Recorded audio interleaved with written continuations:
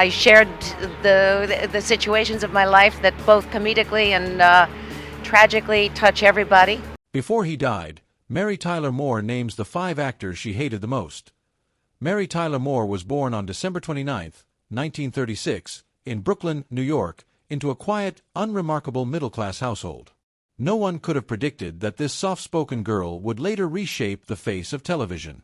When she was just 8 years old, her parents made a choice that would unknowingly set her fate in motion. They left the East Coast behind and headed for Los Angeles. Without realizing it, Mary was being placed in the very city that would one day crown her an icon. Unlike other attention-seeking children, Mary wasn't loud, demanding, or theatrical. She was observant, always watching, always learning. She kept her emotions tucked inside, speaking instead through movement. Ballet quickly became her entire world, a quiet realm where discipline met passion. Dance didn't just give her something to do, it gave her a voice. Her first step toward fame wasn't glamorous. She didn't burst into Hollywood as a movie star, nor as a comedian. Instead, she slipped into America's living rooms dressed as a cheerful little sprite named Happy Hot Point, a tiny dancing elf selling household appliances during late 1950s TV commercials. The role seemed insignificant, even silly, but it revealed something undeniable. Even in miniature costume and silent choreography, Mary Tyler Moore captured attention. Television didn't just notice her. It claimed her. Everything in Mary Tyler Moore's life shifted in 1961. That was the moment she stepped out of the world of quirky commercials and into a role that would etch her name into television history. Laura Petrie, the clever, stylish, quick-thinking wife of Dick Van Dyke on The Dick Van Dyke Show.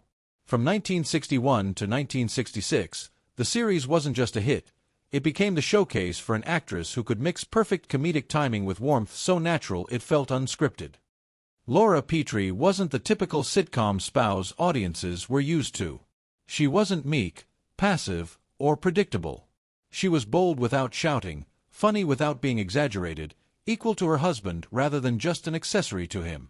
Mary infused Laura with wit, independence, and emotional nuance, qualities rarely offered to women on television in that era. Even something as simple as wearing capri pants on screen became a quiet rebellion, turning a wardrobe choice into a cultural statement about modern womanhood. Her chemistry with Dick Van Dyke felt almost effortless, playful, tender, undeniably real. Viewers weren't just watching a fictional couple, they felt welcome inside a marriage that looked fresh, charming, and contemporary. The performance won Mary 2 Emmy Awards and transformed her into one of the most compelling female figures television had ever seen. But fame didn't just elevate her. It exposed her, pushing her into a world of egos, rivalries, and unspoken tensions. And behind her bright smile and groundbreaking success, Mary carried a secret she refused to reveal publicly, until the last phase of her life, when she finally disclosed the 5 actors she quietly despised the most, and the hidden reasons she kept their names locked away for decades. When The Dick Van Dyke Show wrapped, Hollywood assumed Mary Tyler Moore had reached her peak. They were wrong. Her career wasn't winding down, it was about to ignite again. In 1970, she returned with a seismic shift in television storytelling. Mary Richards, the driven, unmarried producer working at a Minneapolis newsroom in The Mary Tyler Moore Show. Mary Richards wasn't chasing a husband or waiting to be rescued. She was building a career, navigating life on her own terms, and proving that a woman's story didn't need marriage to feel complete. The show blended sharp comedy with honest social commentary, tackling feminism, respect in the workplace, and the idea that women could reinvent themselves without apology. It wasn't just another sitcom, it was a turning point in popular culture, challenging expectations one episode at a time. Its iconic opening, Mary smiling wide as she spins in the city streets and tosses her beret into the air, became something much larger than a playful moment. It evolved into a symbol of independence, freedom, and the audacity to dream. The series secured Moore's legacy and inspired a generation of women to chase ambition without asking permission. Her work earned her 4 additional Emmy Awards, and the show remains a benchmark in comedy for its heart, intelligence, and trailblazing spirit. But Moore's influence didn't stop at television. In 1980, she stunned audiences with a chilling dramatic performance in Ordinary People, playing an emotionally distant mother with unsettling precision, a role that earned her an Academy Award nomination and revealed a depth few expected from the beloved comedic star. On the big screen, she also dazzled in Thoroughly Modern Millie, 1967, and Change of Habit, 1969, acting opposite Elvis Presley and proving her range yet again. And on Broadway, in Whose Life Is It Anyway? And The Gin Game, she commanded the stage with a rare mix of humor, vulnerability, and emotional truth. By then, Mary Tyler Moore wasn't just a television icon. She was an artist whose every step expanded what audiences believed women could be. Away from cameras and applause, Mary Tyler Moore poured her energy into the causes that defined her character. After being diagnosed with type 1 diabetes in her early 30s, she refused to hide behind fame. Instead, she became a fierce advocate, dedicating decades to research, awareness, and leadership through the Juvenile Diabetes Research Foundation. Her passion transformed her illness into a mission, giving a public voice to millions who suffered in silence. Mary wasn't just fighting for people, she fought for animals too. A committed defender of animal rights, she used her influence to challenge cruelty and promote humane treatment, lending her platform to a world that couldn't speak for itself. Her activism expanded her legacy far beyond television screens, reflecting a compassion rooted not in performance, but in conviction. Fans admired her for her talent. They loved her for her courage, empathy, and sense of responsibility. Her private life carried its own complexity, evolving alongside her career and revealing the woman behind the icon. Mary's relationships shaped her just as powerfully as the roles she played. She married 3 times, and each chapter brought new emotional truths that subtly influenced who she became, in life and in art. Her first marriage came early, in 1955, when she wed Richard Meeker at just 18 years old. He wasn't part of Hollywood, and his steady presence offered the security she desperately needed during those uncertain, early days of chasing reluctant dreams in Los Angeles. She was young, ambitious, and still learning how to navigate both love and destiny. It was only the beginning of a personal journey that, like her career, held both triumphs and shadows, some of which she kept hidden until much later in life. In 1956, Mary Tyler Moore became a mother to her only child, Richard Meeker Jr., a moment she often described as both a blessing and a turning point. Early motherhood brought her joy, but it arrived at the same time her career began to gather momentum, from dancing commercials to television cameos, and eventually to her breakout as Laura Petrie on The Dick Van Dyke Show. As opportunity knocked louder, the pressures of raising a son while climbing toward stardom tightened around her marriage. The battle between her growing ambition and the demands of family life didn't break her focus, but it did place an undeniable strain on the relationship. By 1962, the marriage ended, but not in bitterness or scandal. Mary and Richard parted respectfully, remaining connected through the life they had created together. Yet the resolution of their marriage would later be darkened by an unimaginable tragedy. In 1980, their son Richard died at just 24, the victim of an accidental gunshot. The loss carved a permanent ache into Mary's life, a pain that would shape her empathy and deepen her understanding of others suffering quietly behind fame, success, or everyday routine. Ironically, the same year she divorced Meeker, Mary stepped into a new relationship that would reshape her career. She married Grant Tinker, a brilliant and forward-thinking television executive who saw not just her talent, but her vision. Their bond was as professional as it was personal. Together, they built MTM Enterprises, the creative force behind the Mary Tyler Moore Show and a series of productions that revolutionized television storytelling. Tinker believed in her ideas just as fiercely as audiences believed in her characters, and their partnership marked the beginning of a new era, both for Mary and for American television. It was a union of hearts and innovation, and one that pushed her even deeper into the spotlight she was always destined to own. The overwhelming success of the Mary Tyler Moore Show didn't just redefine television, it crowned Mary as an emblem of modern womanhood, confident, independent, and boldly self-directed. With Grant Tinker's strategic vision paired perfectly with her creative brilliance, they ruled 1970s television as one of Hollywood's most respected power partnerships. But beneath the image of effortless success, their marriage strained under the weight of stardom, exhausting schedules, and Mary's private struggles with alcoholism and the ever-present challenges of diabetes. By 1981, the relationship had run its course. They separated with dignity rather than bitterness, continuing to admire one another even as their paths diverged.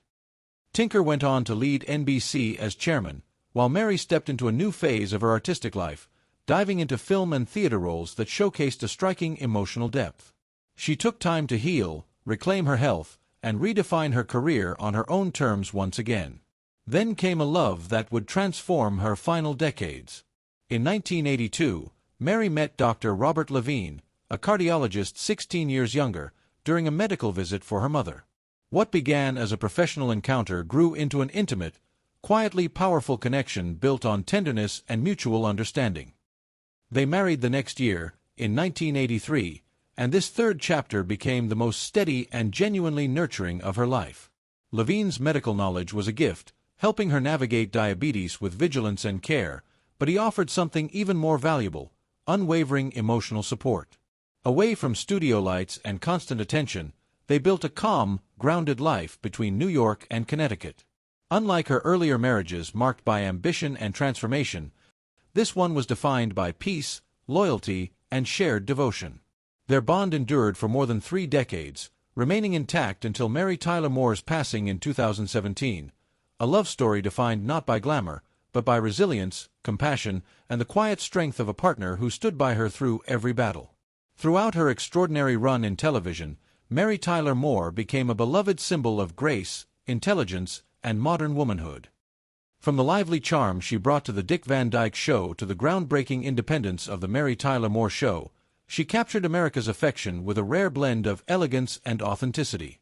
Viewers saw her as warm, relatable, and impossibly professional, an actress who made every moment feel effortless. But the world behind the studio walls was far more complicated. Away from the scripted smiles and the polished interviews, Hollywood could be competitive, cold, and fiercely unforgiving. In her later years, Mary began to speak with surprising bluntness about the darker side of her experiences, confiding in Glenn Corbett, a trusted friend during her final chapter. According to him, Mary finally opened up about 5 actors she found the most difficult to work with, an honesty that contrasted sharply with her public poise. She never claimed to adore everyone she shared a set with, and she made no attempt to hide the truth once she decided it was time to speak plainly. At the top of her list was Rose Marie, her co-star on the Dick Van Dyke Show. Though audiences saw them smiling together on camera, Mary remembered a subtle but constant battle for respect and recognition.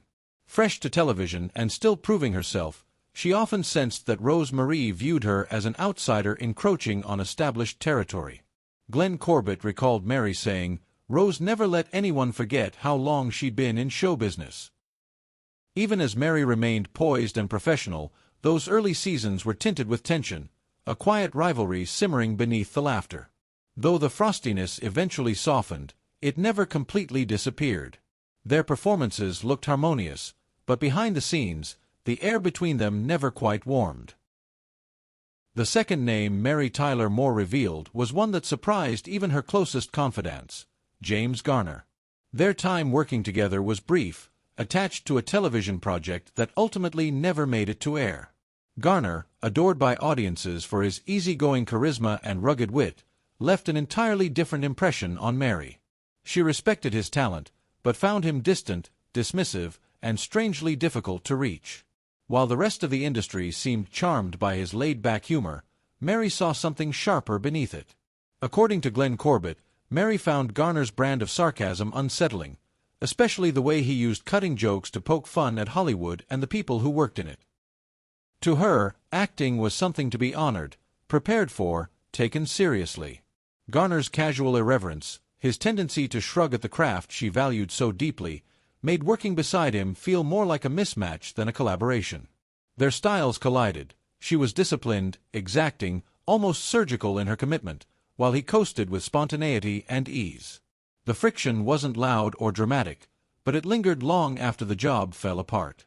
Her list didn't end there. The next difficult presence in her career came from someone audiences adored: Ted Knight, the beloved buffoon of the Mary Tyler Moore Show. His portrayal of the clueless newscaster Ted Baxter became iconic, but off-screen, he could be surprisingly sensitive and volatile. Corbett remembered Mary confiding, "Ted could be incredibly moody. You had to choose your words carefully around him." His insecurity turned even minor feedback into personal criticism. Rehearsals became a quiet battlefield of emotions, where Mary constantly adjusted her tone, recalibrated her comments, softened her delivery. They respected each other's abilities, but the emotional labor of working beside him often left her exhausted. Yet none of it ever spilled into public view. On camera, she was all grace and generosity. The fourth name on Mary Tyler Moore's private list of difficult colleagues was Richard Chamberlain, her early co-star in a made-for-TV drama. Chamberlain, polished and effortlessly charismatic, gave Mary a very different impression. According to Glenn Corbett, Mary confided, "I couldn't stand how Richard made everything about him." Ideas she contributed to scenes were often dismissed or overlooked, leaving her frustrated and undervalued at a time when women in Hollywood had to fight even harder for recognition. To Moore, Chamberlain represented a form of arrogance that was all too familiar to many women in the 1960s and 1970s, a subtle yet persistent reminder of the barriers they faced. The final actor she named was Dick Van Dyke. The inclusion may surprise some, but it stemmed not from ill will, but from genuine professional frustration. Though she deeply respected and admired him, their working relationship was not without challenges. Corbett noted that Van Dyke could shift from charming to distant in an instant, leaving Mary navigating unpredictability on set. His struggles with alcohol in the 1960s occasionally complicated rehearsals, testing her patience and professionalism. Yet through it all, Mary's dedication never faltered, and the on-screen magic they created remained undeniable. Over time, the tension gave way to mutual respect, and Van Dyke himself later praised Mary's brilliance and integrity. Mary's reflections were never about bitterness.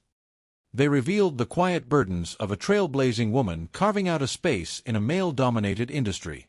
Behind the laughter, the charm, and the unforgettable performances, she faced rivalries, pressures, and disappointments that the public rarely glimpsed. Through her candidness, audiences could see a rare truth about fame. Even icons must contend with challenges behind the curtain. On January 25, 2017, Mary Tyler Moore passed away peacefully at her home in Greenwich, Connecticut, at the age of 80. Her departure marked the end of an era, but her influence continues to resonate. More than a television star, she was a pioneer who expanded the possibilities for women on screen and off. Her legacy endures in the countless moments of laughter, courage, and inspiration she shared, a testament to a life lived with grace, heart, and unwavering determination. Mary Tyler Moore's story reminds us that true impact lies not only in talent, but in the courage to redefine what is possible.